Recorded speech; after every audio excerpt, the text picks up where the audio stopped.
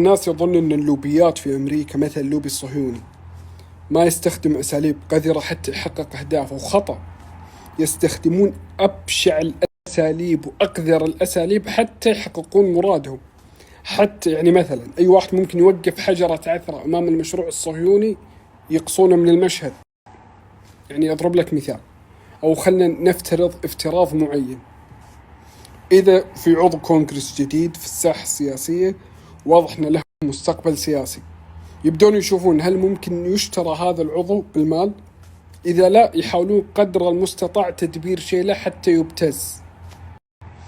ومش فقط داخل أمريكا، حتى برا أمريكا من رؤساء دول، من يعني مثلا في إعلامية شهيرة كانت ناوية تكتب مذكراتها، كانت تحضر اجتماعات جامعة الدول العربية، كانت ناوية تكتب مذكراتها، وفجأة كذا قالوا انتحرت، قفزت من الدور مدري كم. فإبستين مثلا، على الطريق إبستين مثلا، كثير من المحللين السياسيين في أمريكا يربطونه بشكل مباشر مع اللوبيات الصهيونية في أمريكا، الأيباك وغير الأيباك.